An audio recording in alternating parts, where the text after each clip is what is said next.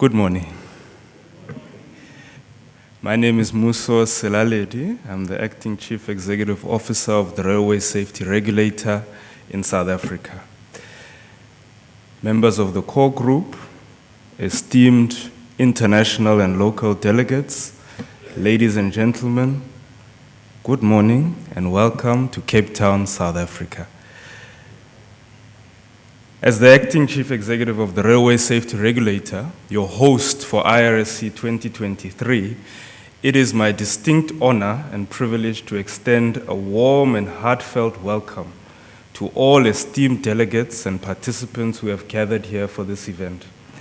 I want to start by expressing my deep appreciation for your presence here today. It is truly a momentous occasion as we convene in this picturesque city, a place known for its natural beauty, vibrant culture, a rich history that is deeply intertwined with the development of rail transportation in this country. The IRSC is not just a conference. It is a platform where minds meet, ideas converge, and solutions emerge. It is a testament to the power of global collaboration and cooperation in the pursuit of rail safety excellence.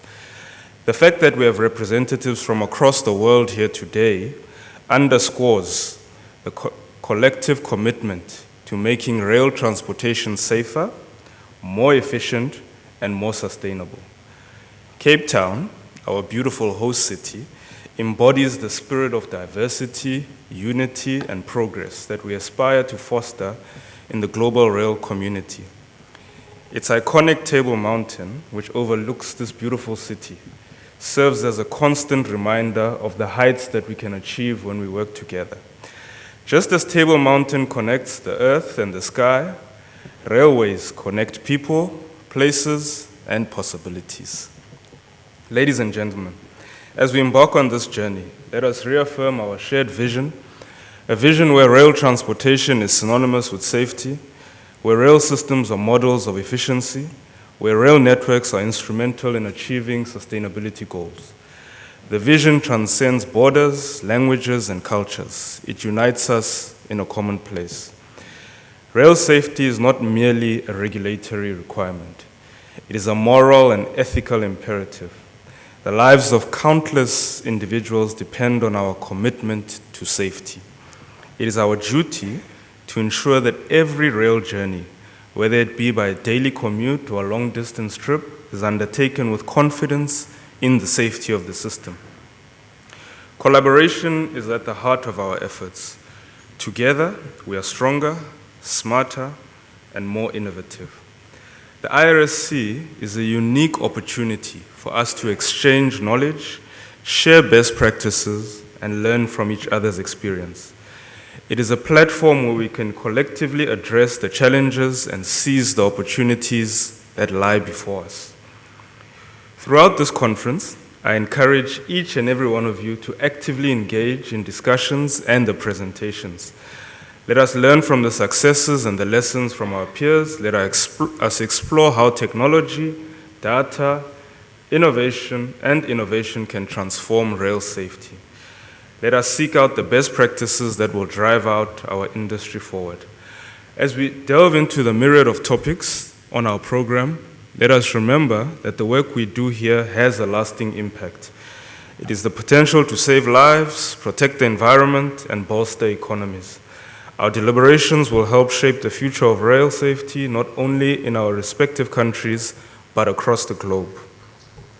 In closing, there are two and a half thoughts I'd like to share with you.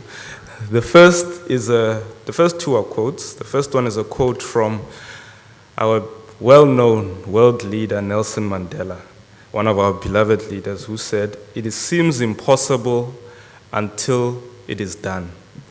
Another one is from our former president, Thabo Mbeki, who, when he did address the nation, he then said, with an analogy, that the comrade's runner finishes the race because as fatigue begins to set in, he refuses to convince himself that the road ahead is too far, that the hills are too steep, that the loneliness is too impossible to bear, and that the prize is of doubtful value.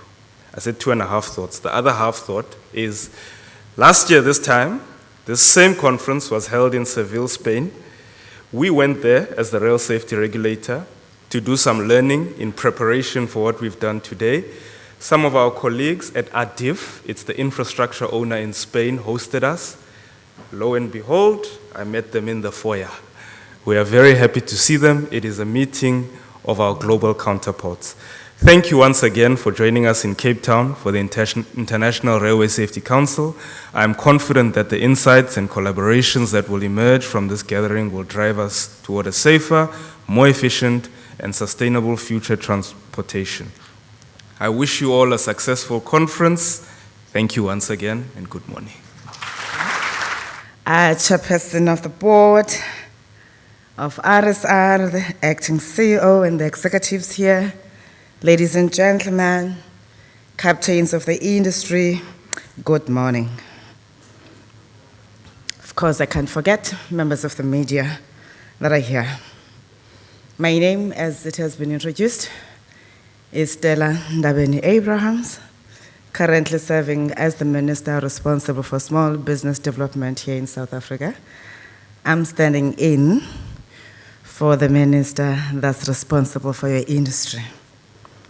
Now, in a world so uncertain that no one longer knows what's coming tomorrow, as developers and innovators continue to play with their toys and hype their imagination to create what we never think is possible. Well, here I am, with the best brains and captains of the railway ecosystem. What an honor and pleasure for me to grace this august occasion in our own beautiful city of Cape Town. The timing of this conference is of particular significance as it marks the beginning of the October Transport Month that we launched on the 29th of September, of course, this year. I therefore extend a warm Mzansi welcome to each and every one of you, and I'm delighted that you have chosen our beautiful country as the host for this vital conference.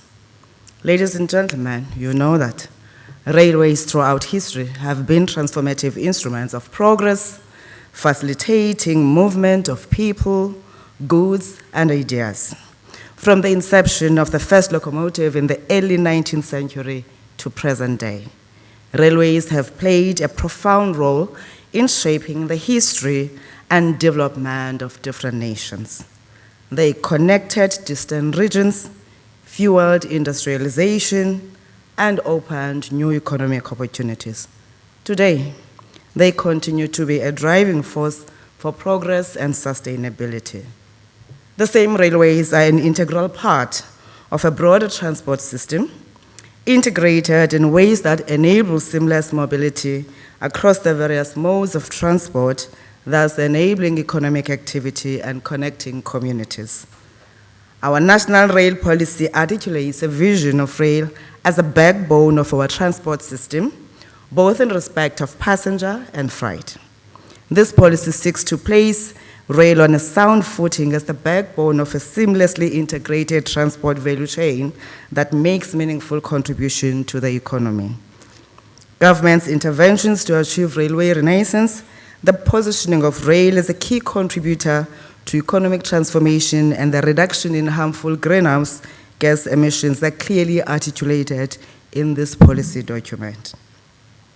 Key thrusts of the policy include enabling railway investment by exploiting rail's genetic technologies to achieve the envisioned railway renaissance in market spaces such as the heavy haul, heavy intermodal including double-stacked containers, contemporary urban and regional rapid transit, and higher speed rail from 160 to 200 kilometers per hour and up to 300 kilometers per hour.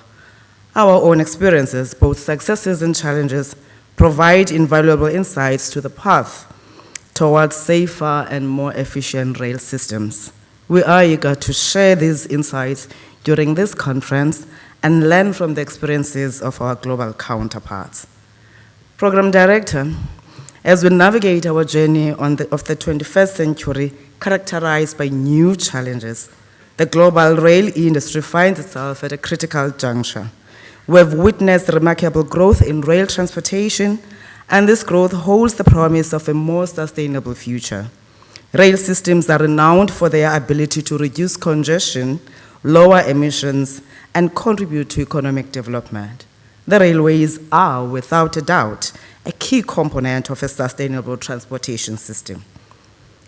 However, as rail networks expand and evolve to meet the increasing demands of the modern world, so do the challenges associated with ensuring safety and reliability.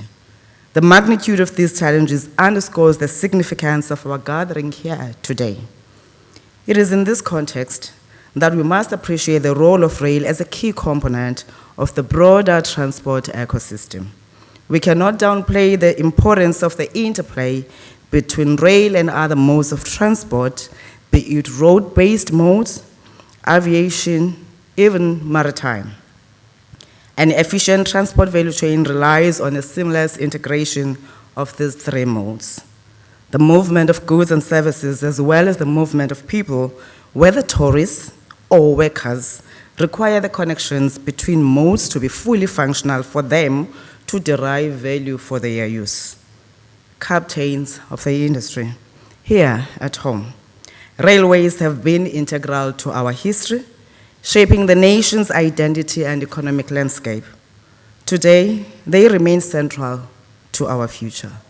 We normally take pride in the fact that we are proud of our past and confident of the future, and this is the future we are about to build with yourselves as we navigate the journey in the railway revolution.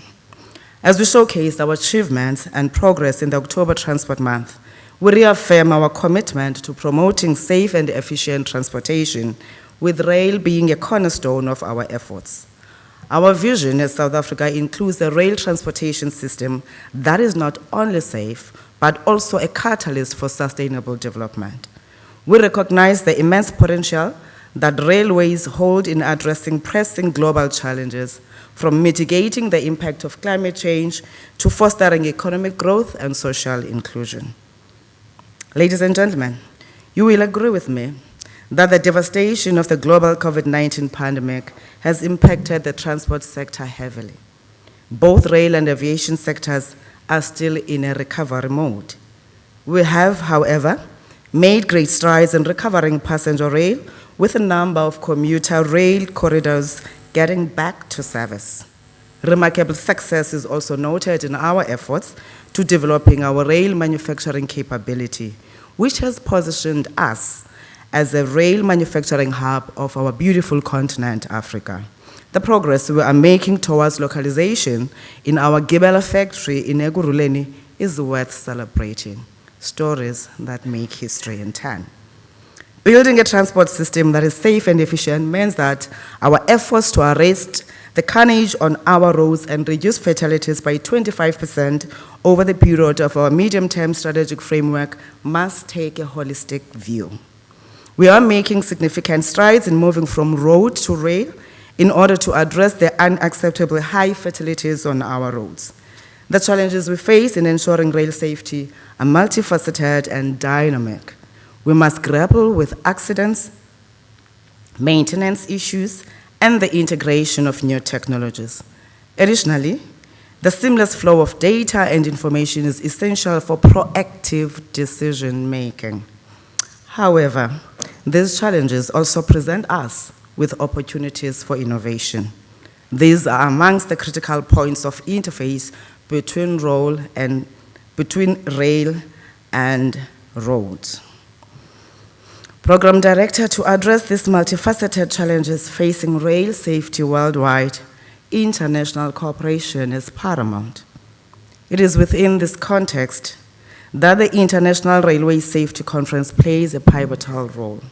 This gathering of rail specialists and stakeholders serves as a platform for us to come together, exchange ideas, and foster collaboration to enhance rail safety on a global scale. Our country has embarked on a journey to strengthen railway safety. Our initiatives, policies, and projects aimed at enhancing safety across our rail network are a testament to our dedication. We believe that through a combination of strategic planning, investment, actually right investment, and collaboration, we can create a rail system that serves as a beacon of safety and reliability whilst we're leaving no one behind. This conference's objectives and goals align perfectly with our shared vision to create a safer, more reliable, and more sustainable global rail network. It is only through close collaboration, knowledge sharing, and innovative problem solving that we can overcome the challenges that transcend borders and continents.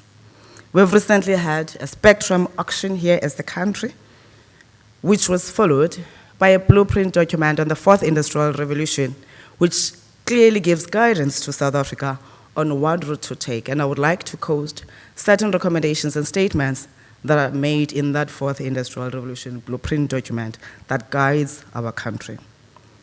I open quote, "We recognize this moment as containing the potential to use technology to address the most challenging development problems faced by South Africa and the rest of the continent, by supporting SMMEs to develop technology that will optimize the delivery of services in sectors such as health, education, and transport.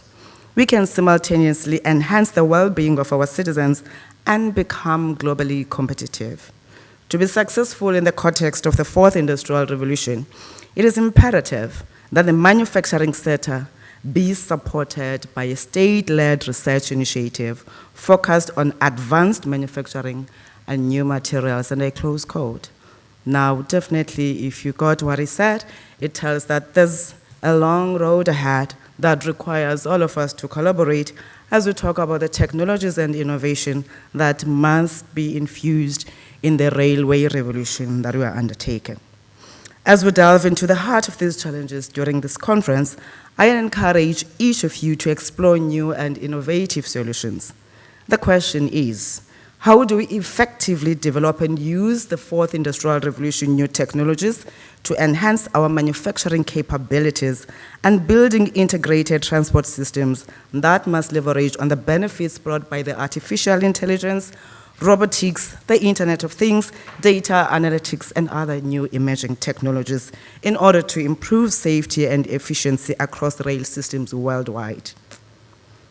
The answer to this question will therefore give guidance on how do we invest in emerging technologies and entrepreneurs that must be able to thrive and bring new innovations to complement the traditional ways of railways. Now we know that if you get into a station, into a train, it is paramount that you must have access to connectivity. The minute you lose network, it tells of the technological lack of advancement to whoever that designed the train. And these are the realities that we have. If we were to automate the trains, as we talk about railway and everything, how do they get to sense when they're passengers, as we talk about safety? And all of that requires us to understand the ecosystem that we're operating in, not only digitizing railways, but also ensuring that we infuse the Internet of Things and the Internet of human beings into it. Program Director, the future of rail safety is tied to sustainability. As we collectively strive to make rail transportation safer, we must also make it more environmentally friendly. The integration of renewable energy sources, electrification, and the use of eco-friendly materials are key components of creating a rail industry that aligns with our global sustainability goals. We must envision rail as a sustainable mode of transportation, one that reduces our carbon footprint while offering reliable and efficient mobility solutions. The future of rail safety is not only about preventing accidents, but also about ensuring that our rail systems contribute to a cleaner and more sustainable planet. This is why it is important to have an integrated regulatory and infrastructural framework that must enable adoption of new technologies. Again, the blueprint document on the fourth industrial revolution of South Africa clearly articulates what kind of regulatory environment South Africa must embark on, the kind of policy development, and the incentives that must go to those that are investing. Distinguished guests, education, training, and skills development are the bedrock of rail safety. Empowering our specialists and stakeholders with the knowledge and tools they need is vital. Now we know that you all graduates from respective sectors, but one thing that we know about the era we're living in, you need to continuously learn new things and make sure that you remain relevant. What you studied in 2010 is no longer relevant. Technology has shown. That's why we're talking about the world of uncertainties. This conference provides an invaluable opportunity for knowledge exchange, capacity building, and fostering a culture of continuous learning and improvement. We've got to be free, engage, and talk about everything, those that make us comfortable and those that do not make us comfortable. Because if we are to challenge the status quo and create a future that is deliberate, that must leave no one behind, we've got to say the things that are not meant to be said and disrupt the disruption thereof. During this conference, we encourage active participation in discussions, exhibitions, and networking opportunities. Let us make the most of this platform to enhance our collective understanding and share best practices that will shape the future of rail safety. Program Director, as I conclude, let us embark on this conference with vigor and a shared vision for the future. A vision where rail transportation is safe, sustainable, and accessible for all. Let us pledge our collective commitment to making this vision a reality, but most importantly, a shared vision, not just for ourselves, but for generations to come. As we delve into the discussions, exhibitions, and encounters, I urge each of you to engage wholeheartedly, remembering that the world depends on this conference to provide solutions to current and future global rail safety challenges. Let us seize this opportunity to connect, collaborate, and shape the future of rail safety, working together to ensure that we collaborate with other modes to build a transport system that is integrated and responsive to the needs of our peoples. I therefore officially declare this council open. Let us embark on this journey towards a safer, more sustainable rail future, hand in hand. I have no doubt that the deliberations and resolutions of this conference will go a long way in placing us on a sustainable trajectory for the future of our railways. The theme for this conference is, and I quote, "Reshaping railways in an uncertain world," a close quote. Now as countries continue to build smart cities, innovators are not having any rest, and so should policymakers, in order to provide agile policy to give certainty to the people they lead. Now, delegates present here, please use your collective cognitive and collaboration strength to create a future where railways have a defined socio-economic position that is distinguished, cemented, and adaptive. Above all, let us find solutions where railways that supersede uncertain paradigms. As Brahuma Segala, one of our artists here at home, may his beautiful soul rest in peace, he would sing, "Wenyu kumbombela, wenyu ke kuseni." And many people could not understand why the passion when he sings that. But those that have undergone this journey, they knew that if the train comes, it brings hope. But at the same time, it takes away their loved ones. But for the traders that stood to benefit, they knew that if it stops over, I'm going to earn something and therefore be able to take care of my family. It is the time to instill hope to the hopeless as we march towards this beautiful journey. Let us make sure that we revolutionize this sector and bring the inclusive economic activities to our people. Of course, as I say that, Program Director, ladies and gentlemen, the ANC government loves you all. Thank you so much. Good morning, everyone. Minister of Transport, Ms. Sindisiwe Chikunga, in absentia. Minister of Small Business, Ms. Stella Ndabeni-Abrahams. The International Rail Safety Council Core Group, the members that are present. The Railway Safety Regulator Chairperson, Mr. Boy Nobunga, together with the other members of the Railway Safety Regulator. The Railway Safety Regulator Management Team, led by the acting CEO, Mr. Muso Selaledi, the DDG of Transport, and also board member of PRASA, Mr. Makapia, the PRASA management team that are present. Ladies and gentlemen, good morning. I am certainly delighted that our country is hosting this important International Rail Safety Council led by the Railway Safety Regulator. Every year we see government, operators, suppliers, and other industry stakeholders gather to recommit themselves to railway safety. It is fitting to do so because safety is one of our top priorities. This year's theme, Reshaping Rail in an Uncertain World, reflects the great uncertainty we have emerged from due to COVID and other unforeseen world events. Last year, the Railway Safety Regulator Conference in Somerset West, under the theme Gearing Up for Safer Rail in 2030, was an important milestone as well in moving railways forward in this country. As PRASA, we remain resolute in ensuring a safer rail environment for all our key stakeholders, importantly our passengers.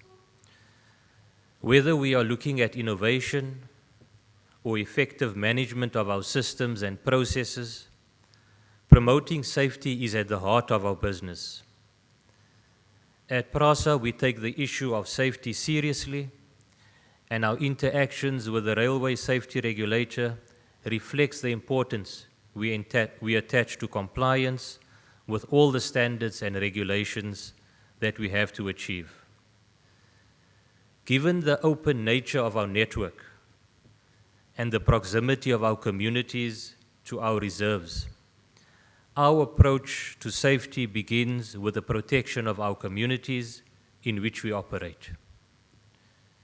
Secondly, we have also invested in a safety and security plan that protects our infrastructure and assets. You have seen from some of the photographs on the video some of the destruction that the network has experienced. But that rebuild and that recovery is fully underway in restoring railways in our country. But we have certainly learned some tough lessons during the lockdown of 2020-2021, and our approach certainly has taken into account some of these lessons. Ladies and gentlemen, as a sector, we have to be bold. And I think the Minister adequately said in her address some of the achievements in rail and the direction rail is taking around the world. We have to position rail as the backbone of passenger and freight transport in our country. Planning is at the heart of what we do, especially as some of these recovery programs, some of these modernization programs have long lead times. And instead of complaining about these uncertainties, we should take this as an opportunity to reshape the rail in ways that strengthen its sustainability. That is why it's important to recognize the vision in the National Rail Policy, which clearly articulates that by 2050, rail will be an affordable, competitive, effective, integrated, reliable, safe, sustainable, and valued transport mode. I think with the trajectory that we are on in terms of the recovery, the rebuild, the modernization, we should realize that before 2050. It is clear that the congestion on our roads by private vehicles and trucks is an unsustainable solution to mobility. Hence the urgency and acceleration on all role players and stakeholders within the rail environment to turn the railway system around within our country. We have seen across Africa there are exciting new passenger and rail freight developments. These new developments result from plans first unveiled nearly 2 decades ago. As an example, Morocco's high-speed trains were first mooted in 2003, and their introduction gave our continent the first high-speed passenger train service, operating at 300 kilometers an hour. We see that the travel times between Tangier, Rabat, and Casablanca have been halved as a result of the service. We should certainly take inspiration from these pioneering high-speed offerings in Africa because they move high-speed passenger services from purely conceptual to reality.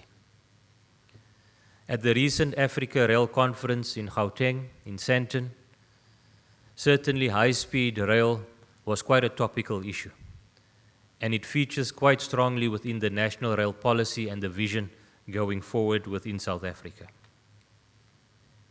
In our lifetime, it should be possible to board a high-speed train that departs from Johannesburg to Durban, or even from Johannesburg to Harare via Musina. And at the heart of these developments must be rail safety. Within PRASA, we are rebuilding the passenger train system. As you've seen by the video that was flighted, this is a system of the future. The rolling stock program with the new trains has grabbed quite a bit of the public attention because of its cost and scale. And again, as the Minister correctly pointed out, we are building 600 of these new modern trains here in South Africa. In Gauteng, in Nigel, it is being built in South Africa. South Africa will become the rail manufacturing hub for the continent and beyond. This is just the beginning. The train, over 70% is local content. Young men, women, engineers, artisans, technical persons have been appointed and are hard at work in manufacturing these trains. As we speak, 160 of them have already been delivered, and they are operating on our network. You have seen from the videos. And I trust that many of you will take up that technical tour on the new train, on the Southern Suburbs line, a very picturesque line in terms of the coastal line, down to Kalk Bay, Simonstown, to experience this modern service. And we are rolling this out across the country. It's not the only modernization elements. We are also rolling out new signaling systems across the country. We just recently made an award for KwaZulu-Natal, one of our provinces, where we are completely revamping the signaling system. We are recovering the signaling here in Cape Town as well as Gauteng. It's a critical component in terms of operational safety, as well as our ability to run high-frequency services within our metropolitan areas. So I trust many of you will experience that firsthand. At the beginning of this year, we launched a safety campaign within PRASA named Asipepe, meaning let us be safe. The campaign affirms the importance of safety in how we run our organization. As we recover the corridors and reopen the services, we have recovered 26 of our 40 lines across the country. We are busy rebuilding and recovering many of them within this year. But as we recover them, we want to ensure that we relaunch the service that are safe and reliable on our network. Our Asipepe safety campaign aligns with the conditions of our safety permit. It goes beyond compliance to reflect our commitment to reducing safety incidents and improving personal safety on our trains. We are rolling out walling and fencing projects around the country to secure our network, to secure our assets. And this is no easy task, as South Africa has a rail network of over 20,000 kilometers. That is both freight as well as passenger rail. Passenger rail is sitting at about 2,300 kilometers in terms of the network. Now, as a sector, we must invest jointly in safety practices and campaigns. Within PRASA, In addition to the infrastructure programs, we have invested in onboard ambassadors on our trains that prioritize safety in their briefings to the passengers. Their presence on the trains contributes to physical safety, especially for the vulnerable groups, including women and the youth. On top of this, we have added onboard security personnel, including the South African Police Services. We've got CCTV cameras on the trains, as well as onboard driver-managed communication. These measures have significantly reduced safety and security-related incidents in our service and our network. They make passenger trips safer and are an essential investment given the expected increase in the ridership on rail. We have seen as we recover the corridors that our passengers are returning back to the rail system. We continue to engage our commuter forums to emphasize the importance of rail safety as our critical stakeholders. We are determined to implement our plans and learn from global best practices. That is why we're excited to be part of this conference, to hear from the experts within this environment, and that we can learn from. We therefore support the work of the Railway Safety Regulator to make passenger rail a safe and preferred mode of transport. I thank you all in the spirit of Asipepe. Thank you. Honourable Minister of Small Business Development, Honourable Minister of Transport, the RSR Board Chairperson, RSR Board members, the core group, the Acting CEO of the Rail Safety Regulator, GC of PRASA, the DDG of Transport, Captains of Industry, ladies and gentlemen, good morning. I've been asked to come and address you about locusts, but I see Johnny used the opportunity to let me also tell you about what we're doing from an infrastructure point of view in transport, in Transnet Freight Rail. I'll talk a little bit about Transnet and how it's structured, where nature meets rail, counting the cost, and our mitigating strategies. So, Transnet Freight Rail is set up into 6 divisions currently. It's Transnet Freight Rail. Transnet is set up into 6 divisions currently. Transnet Freight Rail, Transnet Engineering, Transnet Ports Authority, Port Terminals, Transnet Pipelines, and Transnet Properties. And Transnet, as you all know, is key in enabling SA's transport-intensive economy and economic activity. These 6 divisions that you see on top will most likely shortly change because, as you know, the President announced earlier in this year in his State of the Nation address that Transnet Freight Rail would be split into an operating division and an infrastructure manager, much like the one that the acting CEO of the RSR referred to earlier. So where are we with that? By the end of this month, we hope to publish a network statement to indicate what's the capacity on our network, and then publish what available capacity is there on this network for other operators to make use of the opportunities that Johnny spoke about earlier.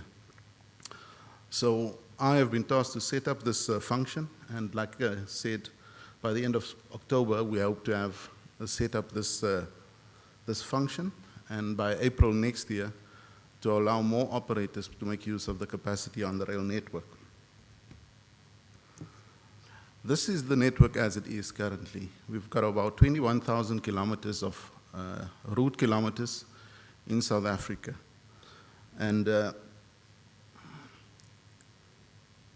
of this 21,000 kilometers, I can tell you that Transnet Freight Rail uses about 99% of Transnet's freight rails volumes run on about 12,300 kilometers of the network. The rest of the network is what we call a B network. It's low density, it's branch lines, it's underused lines. So our classification of network will shortly change, and this is key to our strategy for the implementation of the infrastructure manager. What we've seen over the past few years is that weather conditions have certainly changed. We've seen an increase in the number of natural disasters that have occurred, increase in the rainfall, in temperature anomalies and heat waves, and this has certainly had a severe effect on our rail network. And we need to make sure that we build strategies that can cater for these changes in weather patterns that have occurred over the last few years. Though we've seen severe droughts in Cape Town a few years ago, we've had a severe drought and we were close, I live in Cape Town, and we were close to what we call day zero. At some point, somebody was standing in Theewaterskloof, which is our biggest dam, feeding Cape Town. And last week, Theewaterskloof was at 115% capacity. So you see severe droughts on the one end, and then you see severe rainfall a few years later. How does the network cope with that? What we can see, precipitation over the past few years has increased significantly, and our rail system was not built for that. And I'll talk about that a little bit later. So South Africa has experienced a significant rise in average rainfall. The Department of Forestry, Fisheries and Environment published a document entitled the National Climate Change Adaptation Strategy. It requests the country to focus on climate change adaptation by strengthening resilience and reducing vulnerability. The NCCAS stipulated 9 strategic interventions with the goal of ensuring a shared vision of all policymakers around the adaptation of climate change. These interventions are to reduce human and economic vulnerability, develop a risk, early warning vulnerability and adaptation monitoring system, develop a vulnerability and resilience methodology framework, facilitate mainstream of adaptation responses, promote research application, technology development, transfer and adoption to support planning and implementation, build the necessary capacity and awareness for the climate change response, enable substantial flows of climate change adaptation finance from various sources, establish effective governance and legislative processes to integrate climate change in development planning, develop and implement M&E system that tracks implementation of adaptation actions and their effectiveness. So what have we seen in South Africa?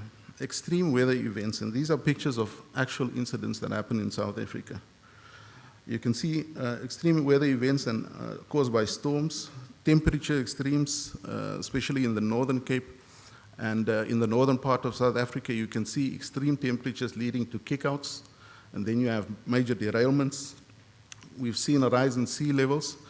Last week on the Eastern Cape side in Gqeberha, we had to close the manganese line for a few days because the line was effectively washed away. This is the storm that we experienced last week. And then insects, the locusts. There are other things that happen as well. Winds we've seen on the Saldanha line have affected our overhead track equipment. And then we had to close the line to make sure that we do the necessary repairs and get the line functioning again. So what is the impact of these?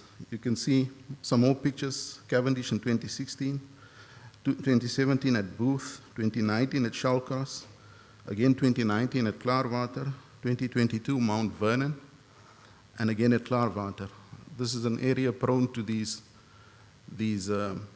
severe weather incidents. Mount Vernon and Klaarwater are linked to the Durban floods that we experienced last year, which has been reported widely in the media. I think at some stage earlier this year, we said about our capacity that's been reduced. The line was closed for another number of days, and we couldn't run trains on the section. So 84% of the incidents that we've captured for flooding have occurred between Cato Ridge and Durban. An increase in cost in major weather-related rehabilitation projects was experienced. The April 22 floods amount to 77% of the expenditure incurred over the past 6 years on the Cato Ridge to Durban section. We've lost, from 2016, 897 days of single line. We've had to work 897 days of single line working or no track access at all. So we need to improve our resilience and how we respond and how we prepare for these incidents. We've broken down the number of days per year, and you can see that 2022 in particular, 409 days of either complete line closure or single line running. Now, let's come to the locust. In September 2020, the locust plague started in the Northern Cape. No one could predict the severity. I managed the All Line between 2017 and 2019, and we did not experience this at all. This was a new phenomenon. It was soon evident that this was unusual behavior of locusts where they converge on the rail track. For some reason, it only happens on the All Line, the severity of this. The locusts actually come to the track, they sit on the track. We think it's either to do with the UBRD system we have on the line, or it's the 50 kilovolt that we have on the line, because even though we see lots of locusts in the Eastern Cape, in the Free State, they don't converge onto the track like they do on the All Line. Swarms migrated from the farms and ended up on the rail tracks. The massive convergence of locusts on the rail track caused locomotive wheel slippages, because when the locomotive goes over the locust, it then creates this oily substance on the track, and you don't get traction on the wheels, and the trains are unable to proceed. What happens then is, if you keep trying to move the train, you do damage to the track because you have wheel slip, and then you actually damage the track. So, like I said, locusts on the track prevented trains to pick up loads, especially on the All Line, which is our biggest train, 34,800 tons per train. And you can just understand the traction that you have to pull that sort of load. Trains had to be split into shorter train lengths with additional tractive power to get the trains out of the affected areas, often with delays of up to 6 hours per incident. So this small insect had a severe impact on how we were able to run our service. So what did we do? Because this was new to us, we did not have the relevant knowledge of how to respond to this. So we engaged the Department of Agriculture and Land Reform. We trained some of our employees into how to spray the track effectively to prevent the locusts from assembling on the track or converging on the track. We also work closely with farmers, making sure that they can assist us in terms of the pesticides that we had to use on the track. And then I think our employees are also more vigilant now. So when you spot a swarm of locusts, they would report it quickly, and we can send out the guys who would do the spraying of the insecticide and make sure that, or the pesticide, and make sure that we can clear the track. So we've also made sure that from a locomotive point of view, so when locomotives have a wheel slip, you need to make sure that you have enough sand in the loco that is then put between the track and the wheel, and that gives the locomotive traction. So we beefed up in terms of our availability of sand along the line, making sure that when you run out, when you have these incidents, you can then refill quickly to make sure that the locomotive then can have enough sand again for any further incidents that happen on the line. We've also worked closely with our customers, and they've worked hand in hand with us. So when we have these incidents, they respond quickly, and then we can deal with it effectively. Since we've engaged with these various stakeholders in 2021, we've seen these swarms again, but the impact has been very minimal in terms of impacting the train service.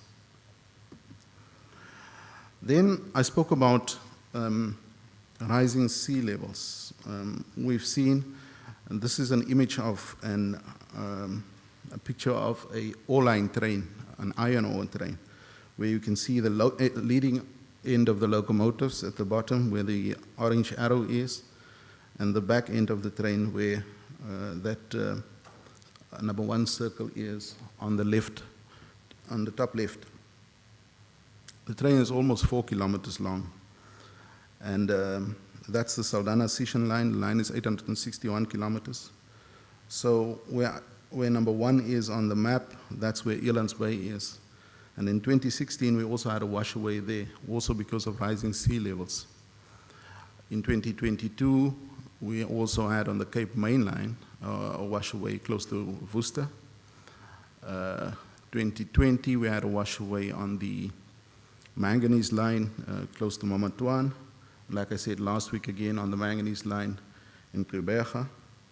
So these are things that keep happening from time to time. We can see the impact of that on the train service. Then in terms of heat, we have on the ore line also the Olifants River Bridge. It's a 1,035 meter viaduct with 22 spans. And what we do there is to monitor the tensile and compressor forces, especially in summer. So when we can see it rises above a certain level, we stop the train service because you have a risk then of kickouts on the line, and you don't want to have an incident up top of that bridge because if anything was to happen to that bridge, the line would be completely closed. We had a bridge that in 2019, a smaller bridge, was damaged and the line was effectively closed for 11 days. That bridge was about 20 meters long, 25 meters I think. This one is 1,035 meters. If we were to have damage on this bridge, it would take much longer than 11 days to reopen the line. Just some more pictures in terms of some of the areas, the container corridor, the Cape corridor, the Caledon line, and the total cost of weather and climate-related incidents for 2022-23 to 23-24 was 4.7 billion rand. And this was weather-related incidents. So what are the strategies that we have in place to mitigate for this? It's the physical resilience upgrade. So the weather patterns that we know have changed. So where we have culverts on the line to make sure we have effective drainage, that is not the case anymore with the increase in weather patterns. So we need to do research and see where we would likely have further incidents, and that comes to point number 2, the probabilistic flood estimation process, making sure that we revise our strategy and build culverts in other areas where new rivers are bound to be formed when we have these incidents of flooding. Climate change investigations, and making sure that we design our assets to deal with and withstand these climate changes. Alignment to the national strategies that I spoke about earlier. Social improvements, especially in Durban, what we've seen with the recent floods is where we've now had housing developments and informal housing, there's no proper drainage. And this means that when you have these excessive rainfall incidents, there's no proper drainage and water cannot flow away from the areas, and then you create standing water. And then fourth industrial revolution technologies for detection, monitoring, and prediction related to the critical rail infrastructure resilience. So this week, we hope to learn more from the members here today about what other strategies we can employ to make sure that we build resilience into our network while we're also trying to revitalize the rail. PRASA has done very well, and I can tell you it's our plan also to do the same on Transnet side. We've done a condition assessment, or we're busy with the condition assessment of the ore line, and then the coal line, and making sure that we will have strategies in place to improve the condition of these lines. But the impact of nature and unforeseen incidents, we need to make sure that while we are repairing our network, we also build into the network the resilience to withstand these incidents. Ladies and gentlemen, thank you very much. Good morning, everyone. Do you hear me? Yes, that's good. So You hear me? that's good. So my name is Mr. Joseph Donald Veng from the company Linsinger. So we are located in Upper Austria. So just to introduce a little bit the content, I will speak first about the company Linsinger, of course, and then I will speak a little bit about few rail defects. And just briefly, I will present the rail lines here in South Africa, because you know it better than me. And then I will compare two technology, the grinding one and the milling one, for the maintenance of the rail line. And I will present one solution, the Linsinger rail milling track, and few maintenance strategy. And finally, I will speak about the benefit of our technology, and I will close my presentation with after-sales service. So let me introduce a little bit the company Linsinger. The company Linsinger exists since 1939. So actually, we have more than 500 employees, and as I already said, we are located in Upper Austria. We already sold more than 70 machines for the maintenance of the rail line worldwide. And at Linsinger, we also have different departments. So we develop solutions as original equipment manufacturer. We develop solutions for machine for the wine and turner. We develop machine for tubes and pipe, machine for automotive and other departments. But today I will speak especially about the rail milling department where I'm working, just because the session is especially for the rail. While at Linsinger we developed the rail milling technology to solve those problems. You have a lot of rail defect, you have head checks, wheels burn, corrugation, head checks, bell scropy, and other problems. And sometimes you also have defect you don't see with your own eyes. To solve those problems, we developed the rail milling technology. Just to know briefly, Linsinger invented the rail milling technology, just to know it. And if you don't maintain your rail, so that means if you don't remove all those defects, you will have what we have most of the time in our rail line here in Africa. For example, we reduce the speed of our locomotive just because we think when we reduce the speed, we change something.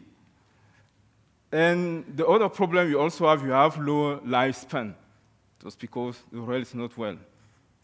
So now we'll speak a little bit about your rail here in South Africa. You have Cape Gate, for example, at Transnet. You also have Standard Gauge by Gautrain. Our suggestion for your Cape Gate and your Standard Gauge is that for Gautrain, if you want to solve your problems, we suggest a preventive approach or a corrective approach to solve your problems. Just to solve problems like corrugation, wheels burns, and so on. But for Transnet, we suggest, at Linsinger, we suggest a corrective approach to solve problems like wheels burns, head checks, and the other problems you know better than me in your company. So now I speak a little bit about our technology, the Linsinger rail milling technology.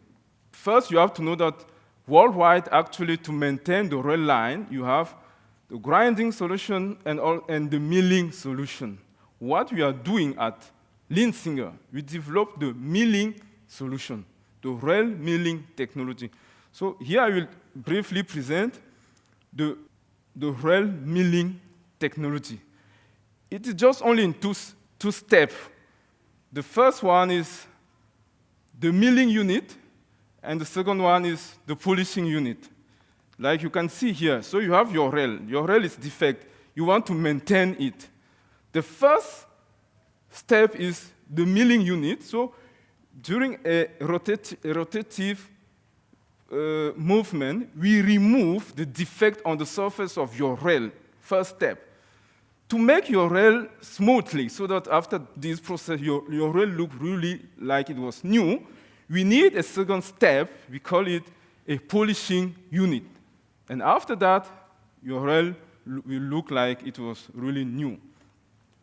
Another advantage of our technology is that we can also work, we can maintain your switch, your turnout, and your crossing without problem. Just in one pass, we solve your problem.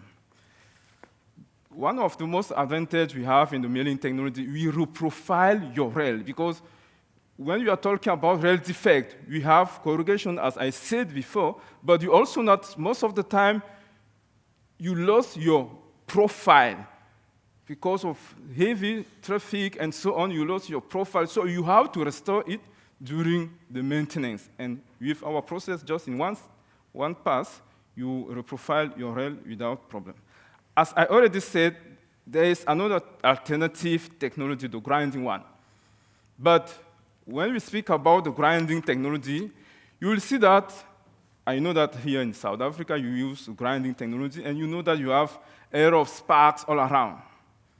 You have a high risk of fire, so you have to fight against all those challenges. But another point you don't know, or maybe you know, you change the metallurgical structure of your rail when you maintain it by using the grinding technology.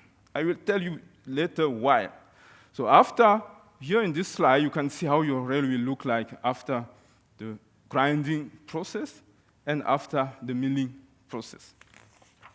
So now I will tell you a little bit why by using the grinding technology, you destroy the metallurgical structure of your rail. So here in this slide, you will see that during the milling process, the temperature is around 300 degrees, 220 to be precise. But during the grinding technology, the grinding process, they are around 820, 22 degrees. And when you see the iron carbon diagram, you know that when you are up 723 degrees, you start to destroy the metallurgical structure of your rail. So here, you can see on this slide why I'm saying that during the grinding process, instead to maintain it, you destroy the metallurgical structure of your rail. That is why after this process, your rail looked like it was a little bit blue. So here in this slide, I compare a little bit the two processes. In terms of firefighting, by using the milling technology, you don't care about firefighting because we don't have a lot of sparks all around. But when you use the grinding one, I can tell you that more than 25% of the cost is just to care about fire and water too. So you need a lot of water behind. You need firefighting equipment so that you can avoid fire. But by using grinding one, you don't need it. So if you want to maintain just only, you want to remove just only 1.2 millimeter defect by using the grinding technology, you need more than 25 passes. But when you use the milling process just in one pass, you remove all these defects, and we reprofile at the same time your profile, just in one pass. If you want to reprofile your rail by using the grinding technology, you need a lot of passes. But by milling technology, you just only need one pass. So in this slide, because most of the time people say that the milling technology is a little bit expensive. So here I compare the cost.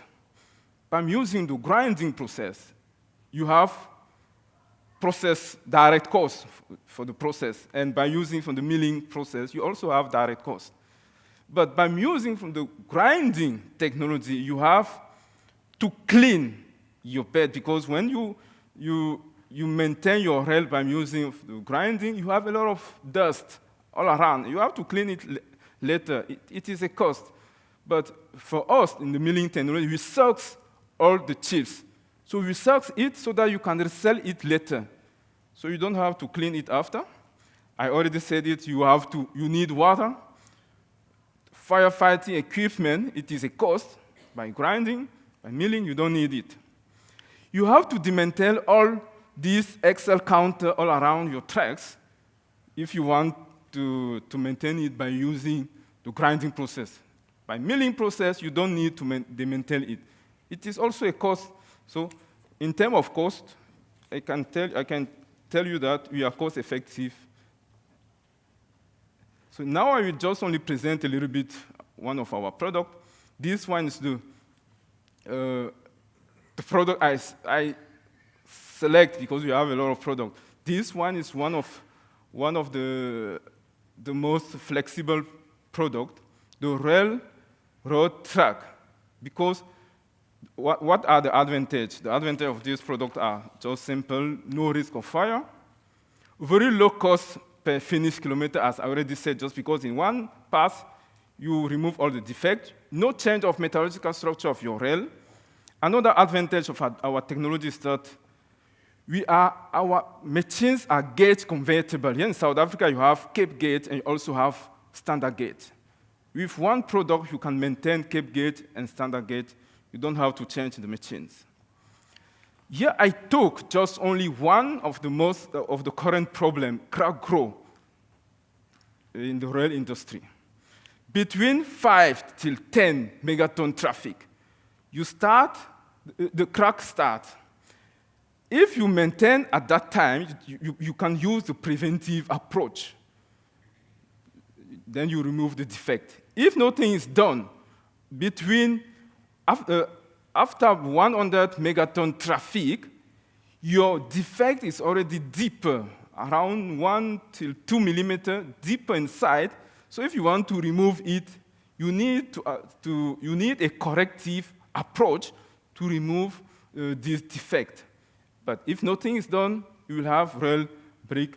Like you can see, most of the time you have rail break, and nobody understands why. So what we suggest here in South Africa, we suggest a preventive approach, as I already said, for Gautrain. But also you can also use a corrective approach. And for Transnet, you can use a corrective approach to solve your problem. Why is it important to maintain the rail? Because if you don't maintain, you have a life period. Your rail is also like any product you can buy. You have a life period. If you maintain it, you remove all the defects, and after that, you extend your rail life. Another advantage of our technology is that we have measurement equipment inside. So at the beginning of the process, you take we can show you how your rail look like before and after the maintenance. As I already said, one of the most advantages of our products is that we sucks all the defect, all the chips, and after the process, you can resell it. You can also sell the carbide type when it is done. What are the benefits of our technology? We are cost effective just because in one step, you remove all the defect. We can maintain any kind of rail profile without problem. We don't have to care about firefighting equipment. Our process is dry and safe. What are the benefits, for example, here in South Africa? Just in one product, you can maintain your standard gauge and your Cape gauge without problem. You don't have to re-rail. So that means you don't have, because most of the time we think when you have a problem, you just only cut this part of the rail. But in terms of cost, it is expensive. Instead to cut it and to change it, you have to maintain it. In terms of cost, it is effective. And like any company, we have after-sales service. So you have spare part, 24-hour service, and one of our innovations is the Lean Vision. Lean Vision means if the machine is here in South Africa, you don't have to call our guys in Austria so that they come here to change just small things. With this equipment, we can maintain your product even if the product's in South Africa and we are in Austria. Thank you for your time. Okay, good morning, ladies and gentlemen. I am also acknowledging all the organizational leaders from different rail operators The ministers, I got in just at the tail end of Minister Ndabeni Abrams' speech, but we are thankful that she is part of the people in the conference. And then I would also like to acknowledge the RSR leadership, as well as the IRSC organizing team, all the delegates and the speakers. On the introduction, I will touch on the rail mortalities that they are not as visible as the public roads accident. I'm sure most of us are aware of the public road accidents. They are always on the news, etc. And then it is not extensively studied as the road accident as well. The railway lines are harder to access for researchers as for data collection. The issue that we have is rail infrastructure causes habitat fragmentation that affects the daily movement of wildlife. We need versatile solutions to address environmental disasters. I heard the previous speakers touched on that. And then we need to focus on the innovative approaches. The causes of railway mortality and impact, they are caused by collision. Usually the trains collide with the animals, and then some of the animals are electrocuted on our lines, and then they are sometimes stuck on the railway line, and then this leads to them getting harmed by other animals, starvation or dehydration if they get stuck too long there, especially the small animals. The impact of this then is the ethical issue, because the animals suffer with regard to the unfortunate events that occur during collisions, etc. And then the socially working environment for train drivers as well.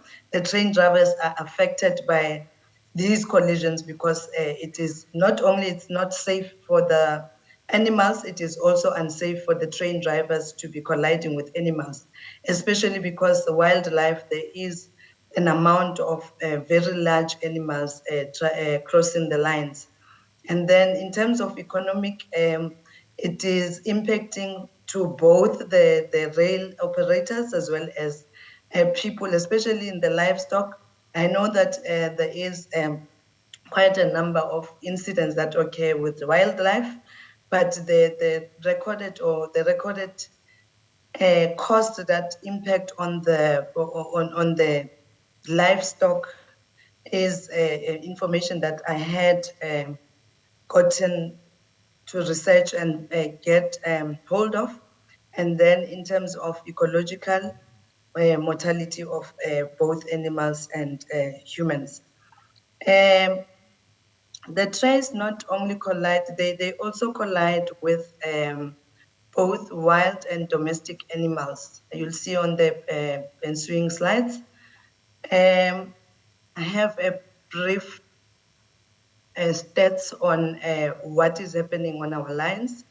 In 2017, in Norway, there was a recorded incidents that occurred where more than 100 reindeer were hit by trains, and there were fatalities in just 4 days, 100 of them. And then in India, in the past 30 years in India, they've lost 220 elephants. And recently, the stats that I got for 2018, 5 elephants were struck by trains. And then in South Africa, the recent one that we have, there were 4 rhinos hit by a train, one wild beast, and 3 impalas and 1 giraffe. Colleagues, I have made an example of, I've done an average. On average, this is the stats between the beginning of the financial year, April to July 2023. There is a number of incidents that, as you can see there, the 47, the yellowish color there on the screen, On the pie chart, it's the number of incidents that were settled. This is for livestock, colleagues, just livestock. I do not have any data on the wildlife, and as you know that as much as there can be financial implications coupled to it, however, they are also endangered species, so we do not really have a tolerance or an appetite for loss of any type of animal, colleagues. So these were the costs for the duration of the period that I indicated, and 491,000 was settled in those months. The 62, you'll see the 62, this is not percentage, is 62 incidents, there were no claimants. It means that because the process that we have is, as the train driver hits something on the line, they indicate through our different communication channels that has occurred. They stop and check the damage as well as the damage to the line. So this gets to be recorded accordingly. So some of the incidents, especially for livestock, we do not get claims, or people never get to claim for those incidents. And some of the issue here is, as much as there's an indication that there's a loss to rail operators, there is also a loss to the owners of the animals, because they do not plan for these incidents to occur. And when you claim through the insurance process, it is known that there is issues of excess, etc. They also assess what is worth to you. In most cases, the price that they get, or the investment that they get, it is less than what the animal is worth. I have this slide showing you that the wildlife seem to be comfortable walking on the line, as you can see there. It is also because our trains also go through a number of nature reserves, but it is an indicator that they are quite endangered with regard to this. And we, as the presentation, or my presentation indicates, that where nature meets rail, we need to really come up with solutions to guard against this. I specifically chose to get the pictures where we don't see the actual incidents that have occurred. They were not a good sight. They are on even on the public domain, the incidents of these animals that are being hit. In my research, I came across this, the Bucks, Nika, and St. Clair 27 study that they did. They actually developed a monitoring system. They call it a train-triggered wildlife warning system. In this system, they put the trigger, that warning system on the line, where the animals usually walk along the lines. And this is then indicates to the person relay uses a sensing device to detect trains and relay triggers to a remote warning device. So as the train approaches, there is some type of vibration that gets to be sent to the animal that is along the line. And then it becomes helpful for the animals to move to avoid them being struck by the train. The next slide indicates that they have done, the indicated researchers, they have done a test with regard to those devices that they have developed. And they found that large animals fled 6.5 seconds earlier when warned. So the research that they were doing, they would test before that how long does it take them to move from the line when the train is approaching, and then they then tested it with the device installed on the line. And then the small animals take about 3.3% seconds to move. They moved 3.3 seconds earlier. And they indicate that non-invasive warning signals could reduce wildlife mortality caused by train strikes. There is also the sustainable infrastructure design that is available, but not on a wide scale. I indicated that we need to incorporate eco-friendly materials and wildlife-friendly structures. So it's in Stockholm, Sweden, in 2017, they opened a wildlife a bridge so that they can safely pass over the railway. I don't know of any in South Africa. I also checked during my research, but this is an example on the left-hand side, then an example of how the bridge looks like. I know of the bridge for us, for people to pass over the railway line, but I don't know that is specifically, especially in South Africa, that is specifically designed for wildlife to pass through the lines. On the right-hand side, you see there's a wildlife overpass that is in British Columbia. It is commonly used for roads than rails. So this is one of the common overpass that is constructed for wildlife specifically, but on the roads. So based on the two that I've indicated here, there is hope that we will have these solutions for us to avoid or to reduce the likelihood of us striking and reducing the number of wildlife endangered species. We need to coexist with nature. I also have other mitigations that we can consider. Exclusion fencing. I know most of the lines are there is fencing that is along the lines.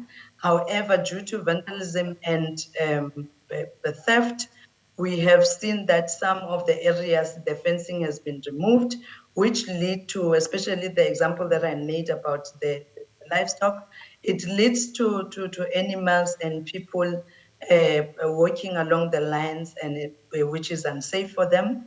And then vegetation management practices. This one, we've also seen that the vegetation control is an issue. This, it hinders the drivers. They cannot see from a distance if there are any animals on the line. Sometimes they just appear as the train is passing through. If we had proper vegetation management practices, we would probably have situations where the drivers can stop way in time for them not to strike the animals, because this colleagues is not only an issue for the animals, it is also something that is not tolerable for our colleagues to be driving in these conditions. And then we need to minimize the impact on biodiversity and enhance resilience against extreme weather events. We also have speed restrictions in areas that we know that there are issues of including the wildlife or any type of unauthorized access to the line. And then we need to have proactive wildlife management. We need to also understand, colleagues, the animal behavior and migration patterns. There are times where in a certain period of the year, there is a lot of incidents of the train striking the animals, depending on the seasons. And we need to also learn that so that we have more management of these incidents. And then we need to deploy the detection system as indicated by an example of that warning system, and then it will deter these incidents from occurring, and then we need to preserve the wildlife habitat. This, I think, this is our win. Mainly we need to as the presentation indicates, we need to coexist with nature. And then we have to have stakeholder engagement and collaboration. We need to foster partnerships with environmental organizations, local communities, and government. I know that in terms of reacting, I had the previous speaker, Joseph, indicating that there are corrective and preventative approaches to everything that we do. So in terms of us, I feel, or I've observed that we react mostly more than us having preventative measures to reduce these incidents from occurring. And we need to develop comprehensive environmental management plans. And then we need to also have inclusion of ecological restoration, pollution control, and public awareness and campaigns. As indicated, colleagues, with regard to the livestock that is being struck on the lines, I feel that we need to have more engagement with communities around where we have our lines passing through, so that they are aware that there's also, as much as they might feel that they are, because it's nature, it is allowed for livestock to graze there, but they also need to have an understanding and comprehension of what the dangers are, as well as the economic loss for them, as well as the organizations. So we need to have collaboration and interaction with everyone on a continuous basis. It also still is dangerous for humans to be walking around the lines. Creating a shared responsibility for sustainable coexistence of railway and nature. I have put there a note that says additional research is required. As indicated, you've seen that I mentioned a few, that the bridges as well as the warning system. But I believe that based on limited information that I gathered while preparing for the presentation, there is quite a number of. Thank you very much for the time, colleagues. Thank you, everyone. Good morning, ladies and gentlemen. As has been introduced, my name is Dineo Kwili, and I just want to make the correction. I am coming from the Gautrain Management Agency and not the Gauteng Management Agency. Although we do fall under the Gauteng province, but I just wanted to make that correction. So my topic for today is the Gautrain Tunnel Safety Case. And I will be speaking specifically regarding the big challenge that we had, where we really saw that nature meets rail, and that is the groundwater issues that were faced during the design and construction of the Gautrain tunnel.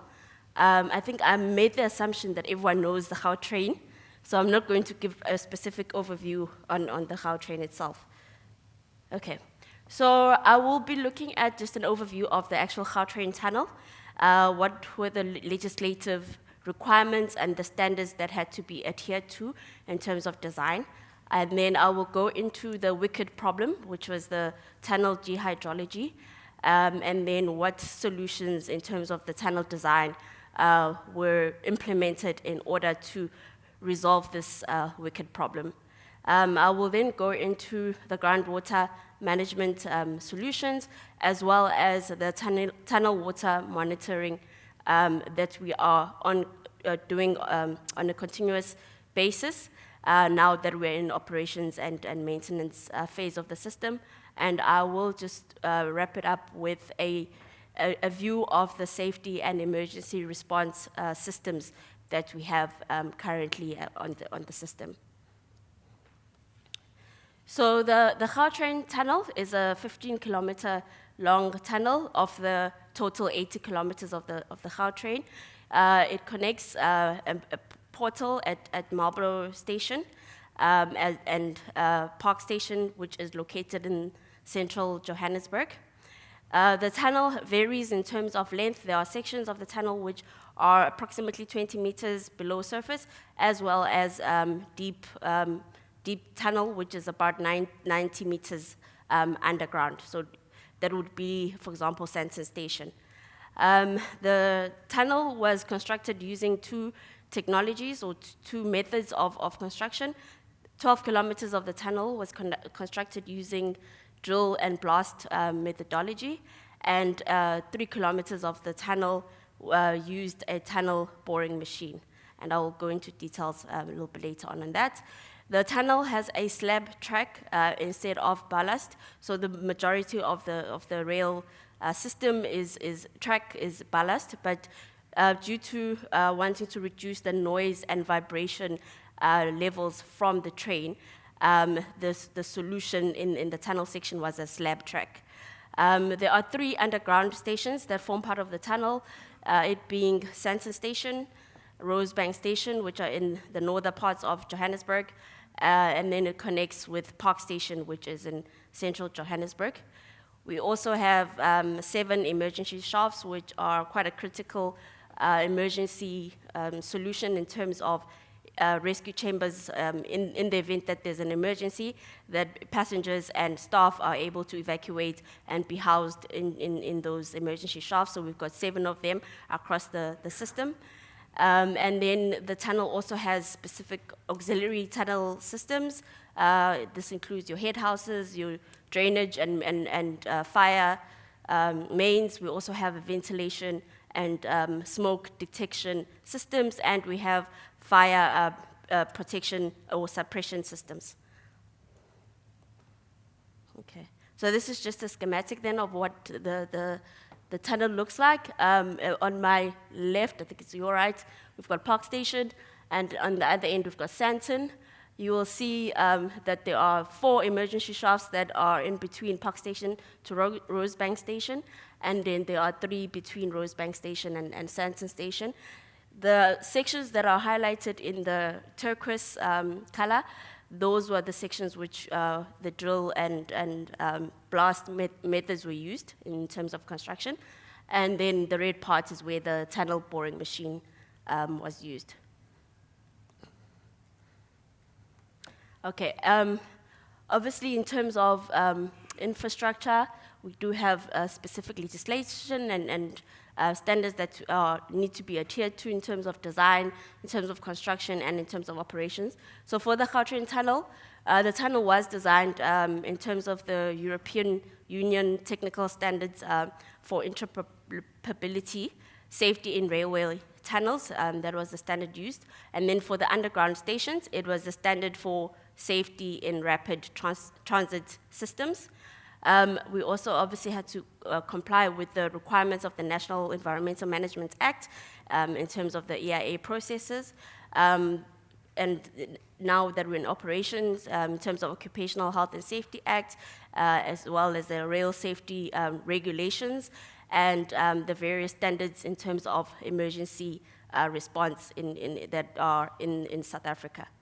Okay, so the Gautrain as a whole, obviously, went through an environmental impact assessment process. This process was undertaken by the Gautrain Management Agency, which is the GMA, and it was undertaken prior to the appointment of the public or of the private partner that operates and maintains the system. A record of decision was then authorized in terms of the requirements of the Gauteng Department of Agriculture and Rural Development. But because the EIA process was actually done before the private partner was appointed, it meant that there were still further design alterations in terms of the tunnel that had to be done. So that led to delays in the processes of getting amendments for those sections in terms of the EIA regulations, as well as there being quite a number of RODs, which are now commonly known as environmental authorizations and not RODs. But there's a number of RODs that had to be obtained just from the point of view that there were a lot of amendments that were done. But these were obtained, and we also currently have a operations and maintenance environmental management program that we adhere to. Okay, so now I will take you through the tunnel gehydrology and the water issues that were found in terms of the tunnel. The hydrology of most of the tunnel section was severely affected by tectonics, which meant that there were huge rocks that were found, and it was also highly impermeable, and which is why there was a lot of water seeping through. And there was a lot of excessive water seeping through. That led to the different types of construction methods then that were employed, the first being the drill and blast. So this is where the sections where it was found that the rock formations were strong, hard, and poorly fractured. And then the tunnel boring machine, which was the 3 kilometers that I spoke about earlier, that is where there was softer soil that needed to be bored through, and there was extremely wet conditions in that specific area. Okay. So I'll just go through the tunnel design then in terms of the drill and blast. So the sections of drill and blast include Marlborough Portal to Sandton Station, which is a 4.8 kilometer tunnel section. It's a single bore twin track tunnel. And it is separated by a full height firewall, so it separates the 2 tracks with a firewall, and the firewall has walkways, so in the event of an emergency, passengers are able to evacuate out of the train and walk on the walkways and into the emergency shafts. The tunnel this section, as I've said, was constructed using drill and blast, and in order to ensure the the tunnel is lined, shotcrete was used to line the tunnel and reduce the ability of water to pass through into the tunnel. Okay, so the section between Sandton Station to Rosebank Station was also constructed under drill and blast. It is a 4.5 kilometer bore single track tunnel. And this section was constructed using drill and blast technique. The section between Sandton and Rosebank Station has 3 emergency shafts, which serve as refuse chambers. Okay. And then the section between Rosebank Station and Park Station, that is where some sections of the tunnel was used under tunnel bore machine, or constructed under tunnel boring machine, and only 3 kilometers of this 5.4 kilometers was, and as you can see in the image there, that is where the precast concrete lining was in place in order, again, to reduce the amount of water seepage that goes into the tunnel. So despite the various interventions in terms of the construction of the tunnel, there was still issues regarding water seepage into the tunnel. So further measures had to be put in place by the civil engineering company that designed the tunnel. So these additional measures that were put in place included the waterproofing of the tunnel, where different methods were used. This included installing a gutter and cavity drain, a reinforcement mesh, and an epoxy waterproofing. And the final solution in terms of the additional measures that had to be put in place was the tunnel drainage sump, which is designed to collect water, and it discharges it into a river, which is the Sandspruit River in Gauteng. Okay. And then as a continuous measure to ensure that the tunnel remains safe and there is no risk of tunnel flooding, we have certain water monitoring programs that are in place that are done on a monthly basis. So in terms of the water use license that was obtained for the project, we have certain thresholds that we need to comply with in terms of the water discharge as well as the quality of the water that comes out of the system. So we do do surface water monitoring. We do tunnel groundwater quality monitoring. We also measure the volumes that come out of the tunnel, and we also have a number of boreholes that were drilled around the tunnel in order to be able to see the levels or the continuous levels of the water around that area. So, as I mentioned, we do discharge high volumes of water into the Sandspruit River. We do water monitoring both upstream of the river and downstream of the river, where we take samples. These are taken to a lab, and they're assessed for various chemical elements that could be contained in the water. And we then submit these reports to the Department of Water and Sanitation. And if there are any anomalies, there's an investigation would obviously be done to determine whether the quality of the water is affected by the Gautrain activities or whether it is upstream activities that affect the quality of the water. So this water monitoring program, we do it on a monthly basis, and we also submit these reports on a monthly basis. Okay, and the other type of tidal water monitoring that we have to do is the discharge volumes of water. So each of the discharge points or locations have a specific threshold that we can discharge that are set in terms of the water use license. This includes Sandspruit discharge point. We have one in Sandton, as well as the emergency shaft 2, which tends to be the area with the highest discharge volumes of water. So we also have a threshold that has been set, which is 8,500 cubic meters per month. And we obviously cannot exceed this, or if there is any exceedances, it means that there needs to be an investigation and that there could be a risk of flooding in terms of the tunnel. We also then do the monitoring of the boreholes. So we've got several boreholes that are stationed around the tunnel. We do monitoring on those stations, and again, this is done on a monthly basis. I think these photos I've just taken from 1 month, but ever since I've joined the project, we have not received any or have had any exceedances that would warrant that there's a risk in terms of flooding of the tunnel. Okay, and we also do groundwater quality monitoring.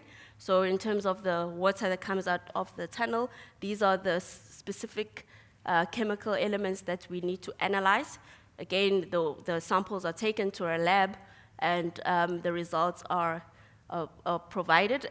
Where there are anomalies or where there is an exceedance, if you'll see in this specific month, we had high incidence of zinc in terms of the water. Again, it's not always that it comes from Gautrain activities. It may be water coming from upstream, but we do obviously take these seriously, so we would do a thorough investigation in terms of where does the source of the chemical come from. Okay. And then finally, in terms of our tunnel safety and emergency management, so we do employ an integrated system. We've got various systems in terms of the tunnel itself. These include the auxiliary tunnel systems. So we've got a number of aspects in terms of the auxiliary tunnel systems. We have head houses, we have emergency shafts, we have a ventilation and smoke management systems, which consists of fans or ducts. We have, I think, about 70 or so jet fans in terms of the tunnel. So these would obviously assist in terms of blowing any smoke where there is a fire incident or fire emergency. We also have fire detection and suppression systems that are installed in the tunnel. And we also have a 11 kV main power supply that ensures that all the systems are continuously supplied with power. And we have two sources where the connection comes from. It's both the municipality and Eskom, and we also have backup generators. So in the event that there's a trip in the Eskom line or the municipality one, we're still able to continue pumping the water, and all the auxiliary systems continue to run even if there's lack of power provided. We also have access and evacuation systems on the tunnel, which includes the walkways with handrails and lighting. We have a fireman's lift, so in the event of an emergency, emergency services are able to get to the emergency shafts and either deal with the fire or whatever emergency we are faced with. We also then have communication systems in place. We've got the operational control center, which is based at the depot, so that's the central communication center. We have CCTV cameras inside the tunnel. We also have emergency telephones, so in the event that there is an emergency, the train drivers or anyone is able to contact call center, the control center, in order to report an incident. We also have ability of 3G cell service inside the network. So if any, so we are able to use a handheld device in order to report an incident. We then also have emergency management services. So we work very closely with the local municipal emergencies. We have monthly interface meetings with them in terms of discussing Gautrain emergency response. And we also include where we interface with other operators. So that would be your PRASA and Transnet. We have integrated emergency management meetings in order for all of us to be prepared should there be an emergency. We then, I will be very quick because I see I'm running out of time. We also have vehicles and equipment in terms of responding on the system. So in terms of emergency, the first, if a train has failed, the first response would be to remove a train with another train. However, should there be no power, we have procured a steel wheel locomotive, which is diesel powered, in order to be able to rescue a train that's failed in the event that there is no power. And then we have training of employees. So our employees are trained regularly, and we have emergency simulations that involve the emergency services. We've also capacitated the system with an in-house first response who are able to respond swiftly and be able to evacuate passengers before the local EMS, before the local EMS arrives. And then we have a safety, health, environment, and quality management system that encompasses all the procedures, processes, maintenance plans, and ensure that the system is safe. Okay, so in conclusion, I think the tunnel safety case and the water issues on the Gautrain system prove that it is very critical to ensure that during the EIA phases of the project, in-depth studies in terms of geotechnology as well as geology of the design of the environment is taken into consideration so that there are no future delays, and also to look at the fact that we do the environmental impact assessments because it's a mandatory and legal requirement, but it should be that we're looking at strategic environmental assessments prior to embarking on the EIA in order to be able to dig deep into these environmental issues before the EIA studies themselves. Thank you very much. Thank you. We've got a few questions online. So I'm going to start with that. First question, I think, goes to Cynthia, if I'm correct. It comes from Freddie. Thank you for the presentation. Have we looked at the possible safety impact of the warning system on the wildlife and environment, especially for smaller animals? And the second part of the question, on a lighter but serious note, do we find the dead rhinos with horns after the train strikes? Cynthia? My research did not get to that, but as indicated at the end of my presentation, further research with regard to these solutions is required. It is something for us to look at, and thank you very much for that question. The second part, when I indicated that I avoided to post the other pictures, yes, they still have horns. when they get struck. Thank you very much. Yeah, thank you for that answer. Then we have a question from Siselo Mashwama from ESR, and I assume this is for Transnet, possibly. From an operator perspective, how do we manage the risk associated with maintenance of rail infrastructure with nature reserves or game parks? I'm not sure, Cynthia or Russell, who's going to answer this one? I think it's for Cynthia. I was hoping that Russell will answer that for me. At the moment, as indicated, that we do not have statistics on the number of incidents, especially that are specifically for us that we are directly linked to with regards to wildlife. And I do not have information on that. And it is also something for future presentation that we'll consider. So at the moment, we manage, I indicated during the presentation that I have observed that we are more reactive than proactive. But in terms of other mitigations that we have, I indicated the vegetation control. At the moment, it is something that we look at, and the drivers are the driver awareness and training. They are aware of, they usually get in such situations, and in most instances, they are able to avoid these incidents. But I do not have a specific Transnet solution for this, or it was not included in my research. Thank you. Thank you so much, Cynthia. The next question goes to Joseph. What were the varied maintenance approaches for Gautrain, preventative, and Transnet corrective based on?